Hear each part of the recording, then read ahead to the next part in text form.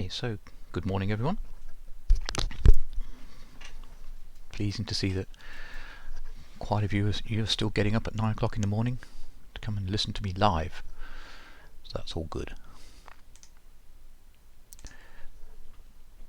Right, so where do we get to? We got to we started looking at transistors. We got an understanding of how transistors worked. We were starting to look at how we could model a transistor in a relatively simple way to allow us to start to apply some circuit theory techniques to what on the face of it look like very complicated circuits. So just as a reminder then, our first model of a transistor came from our discussion that we looked at the transistor as being a physical construction of two diodes back to back. And we decided that this, although it was a physical construction, didn't make a lot of sense in terms of how currents actually flowed through it if we understand how diodes work, because one of these diodes is going to be reverse biased. We looked in then in a bit more detail at what that really meant in terms of construction, and we had these two depletion zones, and because of the of what's going on, because we've introduced this second junction here, and because current is allowed into this area of what will be our diode, and it wants to be expelled because it's effectively in the wrong place as far as the other diode is concerned, it ejects out the back. We can see that we've actually got quite an interesting construction with effectively a forward bias diode here, which allows current in, and then this area here, although it is a reverse bias diode, it's actually saying you're in the wrong place, please leave, and it ejects it out of the back end. So this we can model then more logically as a forward bias diode and a current source, and the current source becomes the value of the current source becomes dependent on the value of the current coming in here, which is dependent on the value of the voltage across these 2 points here. So the output current is separate from the input voltage but is controlled by it, and that's the nature of the transistor. So we had these important take-home points. So a transistor can be thought of as a current-controlled valve, if you like. A small current allows a much larger current to be controlled, and explicitly then the base current can be used to program a collector current and consequently an emitter current, because the collector current and the emitter current are pretty much the same thing. And on that point, the fraction of the emitter current flowing in the collector is called the alpha of the transistor. And it's a sort of measure of how good the transistor is. The closer to 1 alpha is, the better it is at being a transistor. And there are another parameter called beta, and combined alpha and beta are the two main parameters that are important in defining what a transistor is. So if we look at alpha in a bit more detail, we looked at how we calculated alpha in the last lecture, but alpha has another name, a bit more useful, the common base current gain. So this is useful because it's telling us there's a gain involved, which means an increase, and it's a current gain. So it's controlling the amount of current going through. And it's called common base, and we'll understand why it's called common base in a few minutes when we look at some configurations of transistors. So this is a specific type of configuration called common base current gain. And alpha is less than 1, but 1 minus alpha is much less than 1. So in other words, that's a clever way of saying that alpha is close to 1, and the closer it is to 1, the better it is. And there's the definitions we started with, that IC equals alpha IE, and the minus sign just is to do with definitions of we defined everything going into the transistor, and that's plainly not what happens in reality. So beta. So beta is the ratio of the collector current to the base current. It's related to alpha fundamentally, and we can say that from Kirchhoff, so all the current going in adds up to 0. We can work out that IB is equal to minus IC plus IC over alpha just by rearranging this, and then we can establish that IB is equal to 1 minus alpha over alpha times IC. Therefore, if we just divide by IC then and invert it, we end up with alpha over 1 minus alpha, which is the ratio of collector current to base current, which is what our definition is, and that's what beta is. So beta is defined as alpha over 1 minus alpha. Or, more logically, perhaps, IC, collector current, is equal to beta times IB. And sometimes beta is called HFE for historical reasons and other things. So sometimes you'll see HFE being in a circuit, and it really means beta. They're not quite the same things, but for most intents and purposes they are. So we're starting to get into the world now of people's convenient definitions for people operating in different areas and different applications. Over a period of time they'll start calling things their own names. So we just have to be aware that there's no one common name for all these parameters. So IC equals beta IB. This is a really important transistor equation, and this fundamentally tells us how the device works, because we've got our base current multiplied by some big factor which gives us our much larger collector current. So this is linking the output to the input by a factor beta. So this is what it's all about. Simple equation. All that complexity with two diodes back to back and all that other stuff all boils down to this. IC equals beta IB. We can also define alpha in terms of beta. So alpha equals beta over 1 plus beta, just by simply rearranging those equations. And beta has another useful name as well. It's called the common emitter current gain. So it's another current gain, and this relates to a configuration called common emitter, and we'll look at what that is in a minute as well. But this is the one, so beta is the one that you'll come across a lot. It's one of the main manifestations of gain in the transistor. And so if alpha, for example, equals 0.99, beta would then be, by applying this equation, 0.99 over 1 minus 0.99 is equal to 99. And then if we go back to our important equation here, IC equals beta IB, if we know that beta is 99, then we can just say that for every microamp of base current, so base current is small, microamp, we multiply it by 99, we're going to get a collector current of 99 microamps of collector current. So it's 99 times bigger. So that's it. It's a current amplifier. And it all boils down to this. So as long as you know what beta is and where it comes from, what it all means, and you understand which current is IB and which current is IC, that's pretty much it.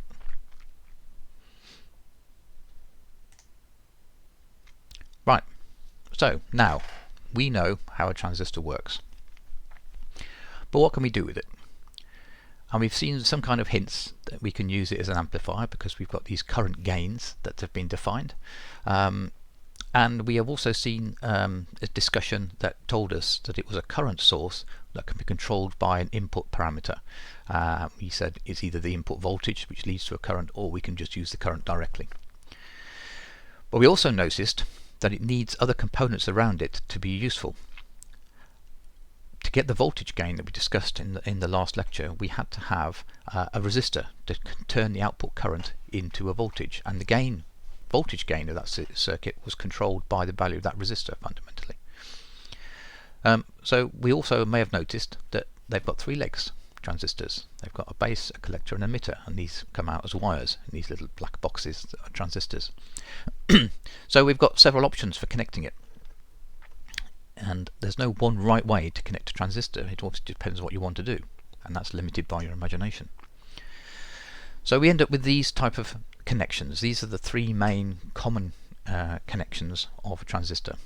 So we can say that they're common because they're used a lot, or there's another definition of common which may become apparent as we look at what's going on. So this is the sort of connection that we've been looking at mainly in the analysis going forward, or going back rather. And this is what's called a common base connection. And as I say, it could be common because it's used a lot, but this actual connection isn't used a lot, so it's not that common in that respect. But it's common in that this is the base of the transistor, yeah, and it's common to both the input circuit and the output circuit. Yeah, output circuit, if you like, or this output circuit here, goes through the base in terms of the connection diagram at least. And this input side also goes through the base. So the base is common to the input and the output. That's why it's called common base. The other connection that you may well have seen is called common emitter. And we get the idea now that the emitter, this part here with the arrow on it, is common to both the input and the output.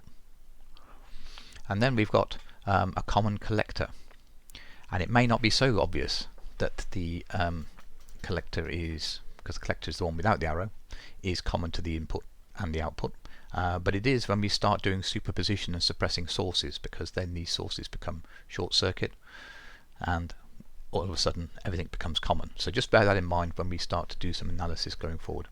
So common base, common emitter, easy to see. Common collector is the only one that's left. So that's how we call that. Right, the transistor as a switch.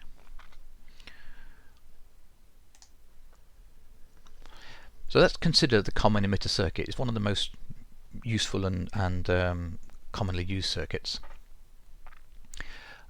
So if we wire it up like this, we've got our base voltage, we've got our current coming in, and we understand that this current here is going to control a bigger current flowing in this part of the circuit here, because this is looking like a current source. So we've got small current controlling a big current. And the bigger we make this voltage, the bigger this current will be. And this voltage here is obviously linked to the base current because the voltage drives the current, and we know that the current dictates what the collector current will be by this value of beta, and we get beta usually by looking up the number of our transistor in a data sheet and finding out what the manufacturer has measured beta as. So this is just a number that we can look up in the data sheet, and we can choose a transistor with the beta that we want to. If we want a big beta or a small beta, we can just choose the right transistor. So we get a bigger current flowing through the collector than through the base, so we've amplified a current. Likewise, if VBE, this one here, is made to be 0, no voltage here means no current here, no current here means no current through here. We've turned it off. No current flows. Okay, that's fundamentally what's going on with this. So let's do a little bit of design. Let's consider this circuit here. So we've got our common emitter circuit. We've got a controlling voltage here, which is going to drive a current into this transistor, and then we're going to hopefully pull a big current through here and light up this LED. Right, so we want to get current flowing through that LED, and the question is how much current and under what conditions does that happen. So we know that if we do we need to know the circuits for logic gates using transistors? No, we're doing analog stuff here, so I'm not interested in logic circuits, thank you. You can use them as logic, obviously, because this just becomes an on and off. But what we're interested in, as we'll come to that in a minute, we're interested in the change, that what happens between it going from on to off, and how is that important. So if we increase V2, we'll increase the current through the transistor. So we know that. So increase V2, current starts to flow through here. In principle, that current could get very large. So we've introduced R1 with unspecified value at the moment to limit the current, because what will happen is any current flowing through here will generate a voltage across it, and that voltage is limited to a maximum being 5 volts across here. So that will limit the maximum amount of current that can flow through that resistor. Right, so a bit of design. Let's assume we want 20 milliamps maximum through the LED, because we've looked it up, the LED, and it says 20 milliamps is a good current to go through it. So we want 20 milliamps to flow through this thing here. How much voltage will then be dropped across the LED? Again, we look it up on its data sheet to see what the characteristics are for 20 milliamps, and it comes out to be 2.4 volts. So we know that with 20 milliamps flowing through this diode here, we would have 2.4 volts dropped across it. So that's a start. We're starting to constrain this now a little bit. So we've got 2.4 volts dropped across our LED, assuming it's on. Let's also assume that the voltage across the transistor is low, as it's letting in the maximum current it can through, and we would say that will be around about 0.2 volts. That's close to 0. In an ideal transistor, that will, if it's fully on, there'll be no voltage dropped across this current source. So let's say it's 0.2 volt. Okay, supply voltage is 5 volts. So we can do a little bit of analysis, a bit of Kirchhoff around this loop here, so we can start to see we're implicitly doing some analysis, mesh analysis here. But it's very simple to have a look at. We just have to say that all these voltages across these components here must add up to 5 volts. We know this one because that's what we're designing for. We know this one because we know transistors on, it's going to be about 0.2 volts. That leaves 2.4 volts across this resistor here. So what value is the resistor? We now know that it's got 2.4 volts across it, and we also know that it will have 20 milliamps flowing through it, because that's what we want to design for. So we can work out the value of that resistor will be 120 ohms. Okay. So we're starting to get to the point where we can constrain this. So we've done the output circuit now. We now need to get R2, this one, to be of sufficient size to allow a suitable base current in. Because we know we want 20 milliamps in here, we know that IC equals beta IB, so that allows us to calculate what is our target base current. So we have to look at the beta for the transistor. Let's say if beta is 200, then IB will need to be 20 milliamps divided by 200, just by rearranging this, and that gives us 100 microamps. So we want to get somehow 100 microamps into this device, and we need to do an analysis around this loop. So when this transistor's on, we will know, we don't know at the moment, but take my word for it, that when this transistor is fully on, we will get about, I'll answer that question in a minute, we will get 0.75 of a volt across here, and we need therefore to drop some voltage across this resistor here. So we've got 5 volts coming in. We only want to get 0.75 across this transistor because that's the conditions for it to be on. We don't know yet. So that allows us to then say that actually we need to drop 4.25 volts across this resistor here, and that then dictates, with 100 microamps going through it, it tells us that R2 is going to be 42.5 kilo ohms. So the question is, what happens if we didn't have R1? Okay, I still was beta IB, but what you get is no, in fact what you get is a much larger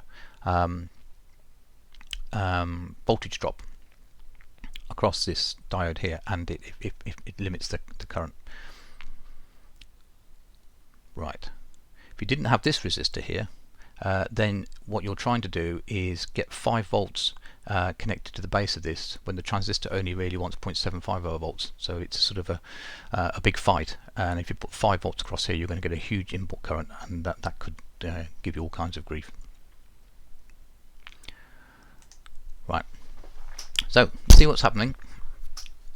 We can use a bit of modelling. So we go back to our simulator. LT-Spice allows us to simulate a circuit and see what's happening. We can simulate this circuit relatively straightforwardly. All this stuff here is just telling us about the transistor. So we've actually used a real transistor rather than an ideal transistor in this circuit here. So it's a 2N2222A transistor. And this is some of the parameters that relate to that transistor. There's a lot of parameters, but the one we're interested in is BF, or beta, is equal to 200. So we know we've got a beta of 200 or so in this transistor here, so it should work okay. Then if you model that, and we vary the input voltage here between 0 and 5 volts, that's what's going on here, and then we look at the output voltage, or we're looking at the current going through the device, then we can see that as we go from 0, we have 0 current, which is the blue line, and as we go up in voltage to 5 volts, we end up with something close to 20 milliamps flowing through it. Because it's a real transistor and these other factors come into play, it doesn't quite hit 20 milliamps, but it's close enough. And as you go through your course, you'll realize that actually sort of engineering and getting things close enough is about the best you can do.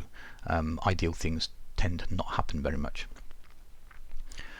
But what we're looking at then is the voltage across the transistor here, this point here, is starting to, it's 5 volts when no current's flowing, which is great, and then it starts to fall in a bit of a strange way, but eventually it gets down to about what's that, 0.3, 0.4 a volt. So in fact we could put a bit more current drive into this if we wanted to, but you can see that although the current rises in a nice linear fashion, which you'd expect, the voltage across the transistor is non-linear. It's a very weird thing.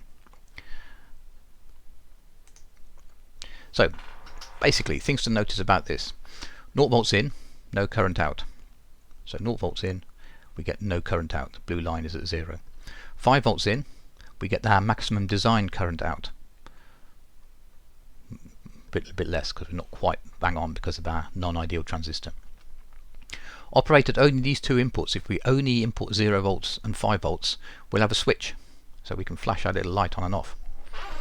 And in the terms of the current, there's an approximate linear relationship between these two extremes. So if we went somewhere in between, we would have somewhere in between in terms of the output current. So the previous configuration allowed the diode to be on when the base voltage is high. So we had our transistor in this part of the circuit and our LED at the top, and that was an NPN transistor. If we switch to a PNP transistor, we can do the opposite. So this is an example of using a PNP transistor. And look, VBE, the thing we're interested in now, is actually from the this part of the circuit, so it's actually referenced to the positive supply rather than the negative supply that we had before. And everything else works the same, it's just that we've mirrored it and have to make sure that we've got the transistor run the right way. So now we've got the opposite effect. As V2 rises, VBE falls. VBE, remember, is the thing that controls the current coming into the base. So if this is 5 volts and this is 5 volts, VBE is the difference between 5 volts and 5 volts, which is 0. So when 5 volts is in here, we've got VB equals 0, which means no current. Okay, so that's the difference. So everything is opposite. It's worth you thinking about for a bit. So now we've got the opposite curve. It's on when V2 equals 0 now, and off when V2 equals 5. So we've made a sort of an inverter. So that's the difference fundamentally between a PNP and an NPN, in a switching circuit at least. What you could try in the simulator is, if you just wired this and tried it out, is swapping this for an NPN transistor and seeing what happens. It still works, sort of, but it's just nowhere near as good. So it would be good for you to have a go at that and see if you can spot the difference. So what happens between these extremes? We noticed, and the extremes of input we're talking about, we noticed that transistor didn't go from fully off to fully on instantly. There was this transition period, which was this linear thing for the current and non-linear for the voltage. If we characterize this, we can define what's called a transfer function, and that relates an input to an output, and it's a function. And transfer functions are very useful in allowing us to design systems, and you've probably done some transfer function stuff with Paul by now. So let's look at the transistor in a little bit more detail to see what happens when it goes from these two extremes. And that leads us to something called a transistor large signal model. So we've done a simple model, just a general model of how a transistor works, and now we're going to say, well, actually let's see if we can put a bit more detail on that, and we end up with something called a large signal model. So a large signal model is one that will cover the entire range of operation of the transistor. So it's putting some numbers on that diode current source model that we looked at a bit earlier. So large signal models are used to describe the device accurately across its full operating range, and they can be really complex. They can also be quite simple, but we have to understand the simplifications, because any time you simplify something, it's going to introduce inaccuracies. So we would like to have it simplified, because then we can actually use it, but we don't want it so simple that it becomes useless. So as long as we know what these simplifications are, we're okay. So we look at our transistor in a bit more detail. We saw that we could treat this transistor as a diode feeding a current source, and if we had an NPN, we would just reverse the diode and we still have the current source here. And it's a good model to start with, but we haven't got any numbers or anything on these things yet. It's actually a really accurate model across a lot of range of conditions. So we can start to define some currents in these things, and this is where you can see it gets complicated very quickly. So we're very interested in reducing the complexity to make it to be able to use it properly. So we know that fundamentally the transistor we're controlled by the diode equation, which is basically this type of equation, exponential, where a voltage controls a current. In the full diode equation, there's a -1 in the end of this, which you will probably have seen from the semiconductor course. Because we're always using this transistor in the forward biased region, the -1 is insignificant, so we just tend to ignore it, because it's never going to be significant. This is always going to be much bigger than the 1. So this is a sort of truncated equation that's driving what's going on in the transistor. It's basically the diode equation. So we can say that the collector current through here is going to be some base value multiplied by exponential. Just comes from the diode equation. And from knowing the definitions of alpha and beta, we can define the other currents in relation to that. So IB equals this one divided by beta, and IE equals this one divided by alpha. Now IS is the only interesting part of this, and this is called the linking saturation current, and it's basically the sort of reverse leakage current that we looked at when the electron hole pairs are created in the diffusion zone and randomly. So it's sort of linked to the size of the base in the transistor, and it's a parameter that, if you're really interested, you can look it up in the datasheet for a given transistor. It tends to be a very small number, 10 to the minus 16, something like that. So if we look at the common emitter configuration, the emitter current is the obvious thing to reference to. So we just rearrange everything so that we're now re-referenced to something called the emitter linking saturation current, which is related to the other one by these terms here. So this is really just an introduction to the sort of horrible exponential equations that are the bane of the life of the transistor engineer. It says here IES 10 to the minus 15 amps or so. So these are all linked to each other by alpha and beta and some parameter of the transistor. So you'll see lots of different ways of expressing it, but all fundamentally be defined by VBE as being the fundamental driver of this, and that links us to the various currents that are coming out of this thing. So if we start looking at what's going on in our transistor circuit here, if we connect our model up like this, and we look at this part of the circuit, so this is going to be this part of the model if we replace this transistor with this model here, and we plot from our previous equations with all exponentials, you end up with the base current against the base voltage following this exponential. So we're just plotting one of those equations that we saw on the previous slide. It's an exponential, and so as IB rises, VBE also rises, and rises exponentially. And I was always taught that exponentials will always win in the end. So although it's quite low at this point here, once it starts to turn on, the rising current is very, very large for a small increase in base voltage. So if you carried on with this and everything was ideal, it would be going right up here. So what it means is that the VBE should never really get much above about 1 volt or so, because it can't, because by then the current is getting to be almost infinite. So the interesting range of operation for the transistor is from 0, then not much happens for a bit, and then about 0.5 it's starting to turn on, and by about 0.7, 0.75 it's really doing its thing. And so that's what we've got in this input side of the circuit here, and this is fundamentally very accurate because we've gone to the fundamental equations. So we would normally say then, as it says here, we consider the devices on for voltages above about 0.6 or 0.7. Some people say it's 0.5, but we're saying it's sort of on here and it's sort of off here. And there's some threshold that we would take as being the definition between the difference between on and off. Now, in the other half of the circuit, the output side of it, if we looked at this bit here of our model, this bit of our model is actually the current source. And so we know a current source is fundamentally giving us a constant current, irrespective of what is driving that, what is trying to oppose it in this part of the circuit. So the current source here is saying it's a fixed current. So what we end up with is a horizontal line. It's saying that current source will give us a fixed current, and in this case 4 milliamps. If we take this line for example, whatever the voltage is of VCE, VCE being the voltage across the current source, which is being driven by this source here.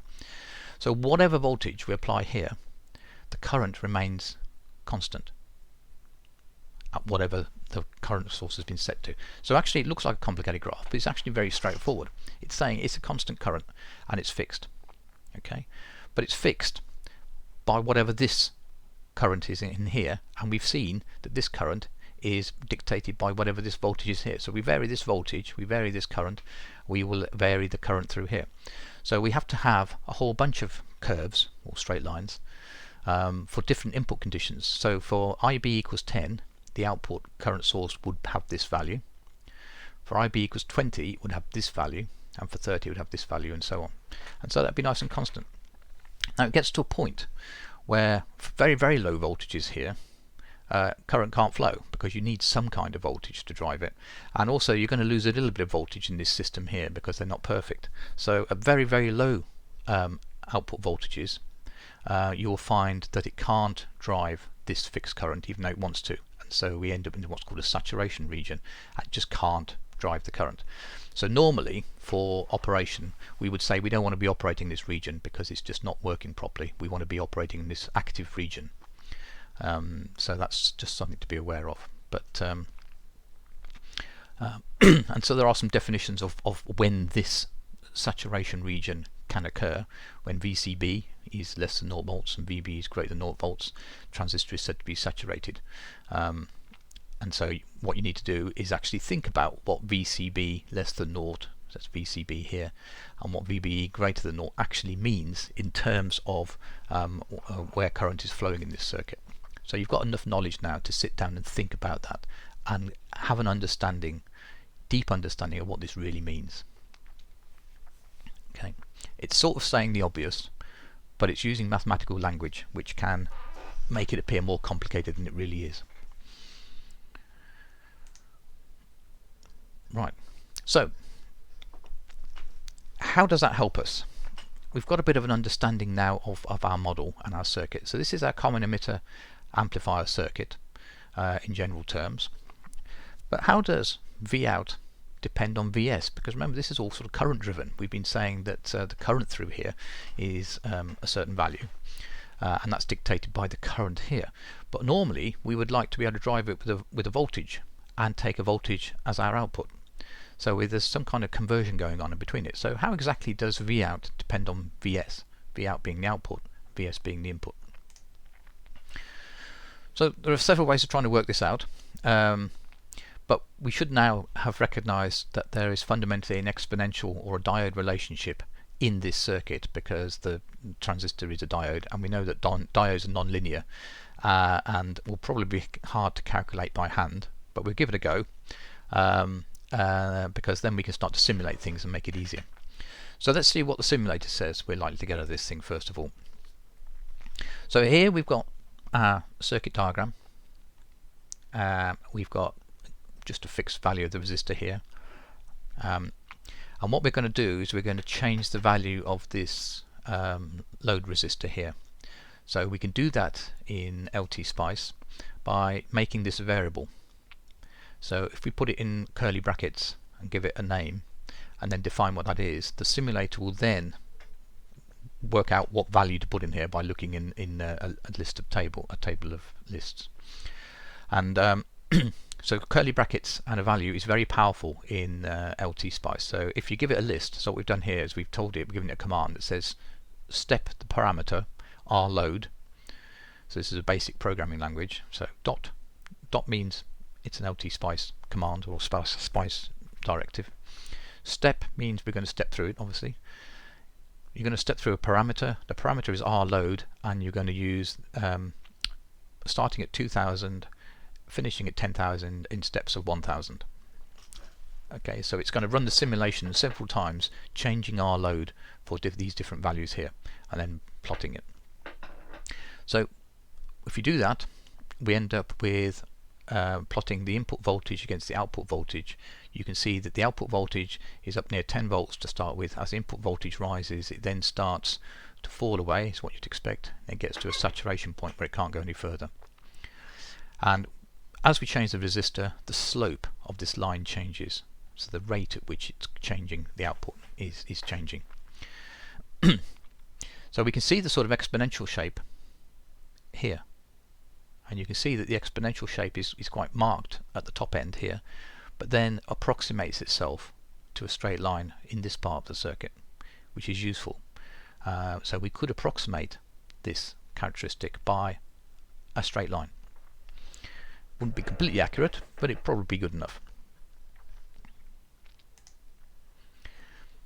So let's look in a little bit more detail about what's really going on in that input circuit then. And how do we get from our input to our output. So the input circuit looks like a diode in series of resistor. Okay, there. So if we just take this chunk of the circuit and put our bit of our model in here, we end up with a resistor and a diode driven by, say, VB, but it's actually sort of VS here. Okay,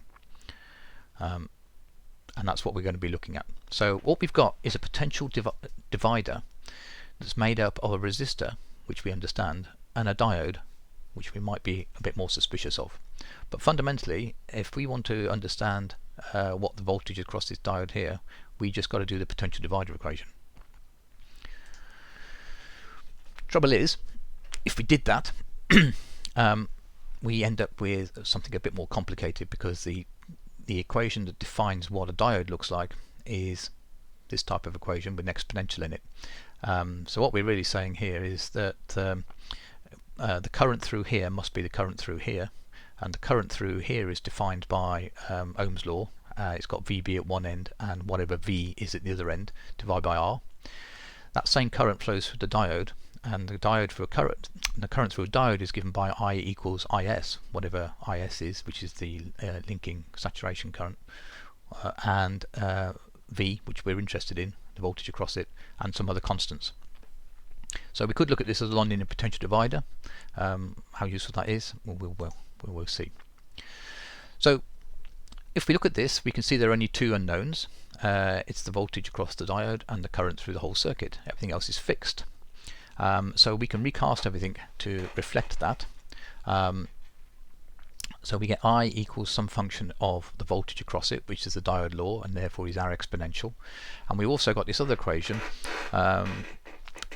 defining this resistance here, which is VB minus V, which is just the voltage across this thing, equals I times R, which is Ohm's law. So this is just Ohm's law. We rearrange that to say that I equals VB minus V over R equals another function of V. So now what we actually have is I equals F of V and I equals F dash of V, and we know that I must be the same in both cases because I goes through both of them, and at that point we've got the solution for V. So what we've really got, two equations in two unknowns, V and I, and we've got a simultaneous equation. So all we've got to do is solve these simultaneous equations and we can work out what V is across this. So one way of doing that is to plot the two functions on the graph, and where the lines cross, that must be the solution. And the reason for doing this is because the diode equation is not an easy thing to plot by hand. So what we can actually do is get this from the data sheet of the diode, and it's all been done for us. That's half the battle, which makes life easy. And then all we need to do then is plot the Ohm's law relationship for this resistance on the graph, which is this. So we're just plotting this equation here. It's this one. It's a straight line.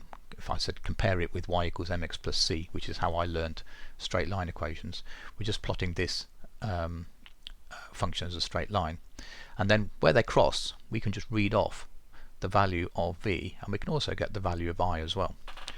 So this is basically a revision on how to solve a simultaneous equation graphically. Used a lot, or used to be used a lot certainly in engineering, because the straight line is called a load line. This straight line that we can draw easily by just knowing 2 points and putting a ruler between it allows us to read off a graph easily what the answer is. So maybe we can use load lines to work out how V out, the output of this circuit here, depends on Vs. F dash V is just the relationship between the current and the voltage for the resistor. Just in this case it's just Ohm's law. Okay, so what you need to do is go back and follow these slides through after the lecture.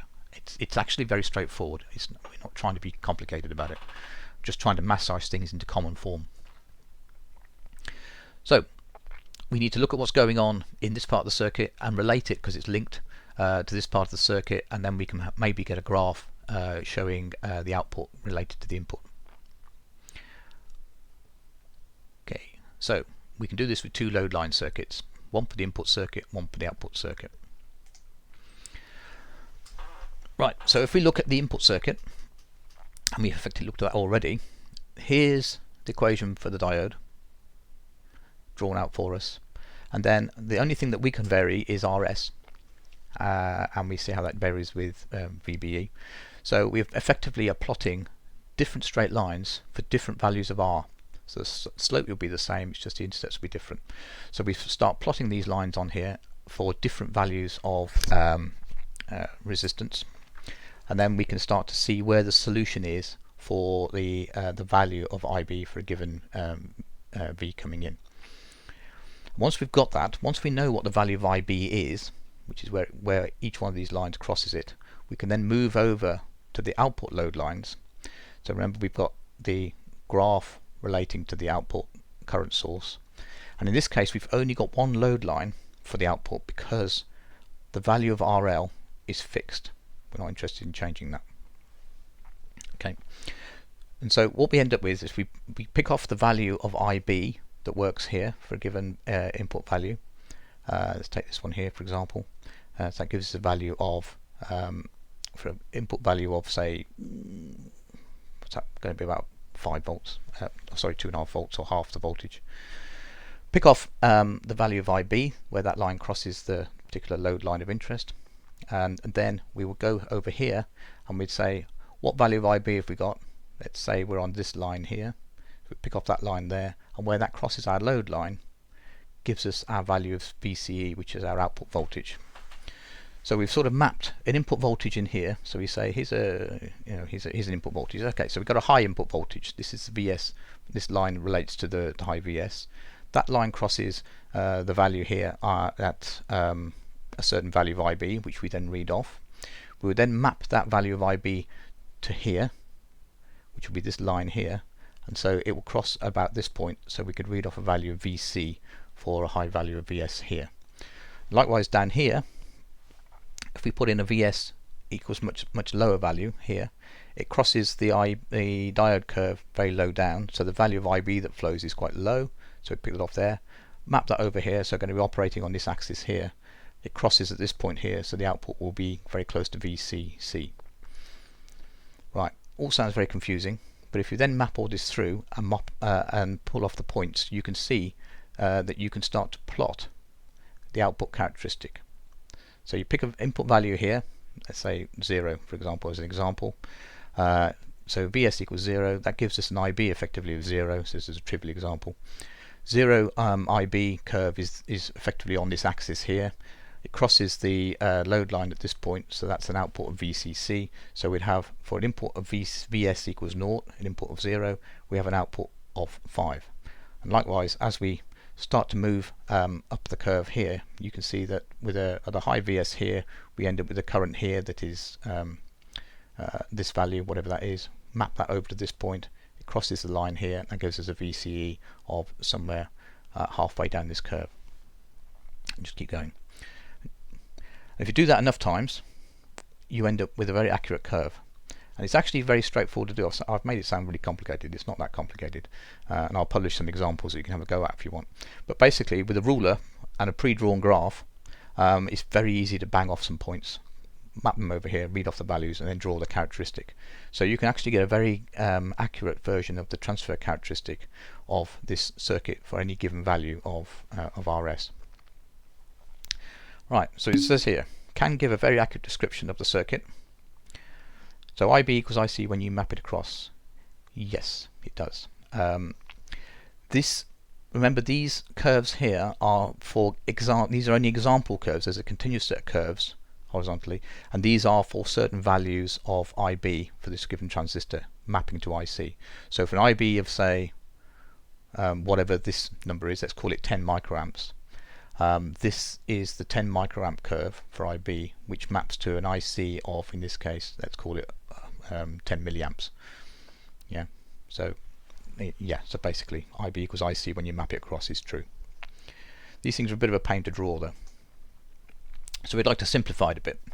And the only bit you need to simplify is the exponential nature of the transistor. If we can get rid of that, that makes life much easier for us.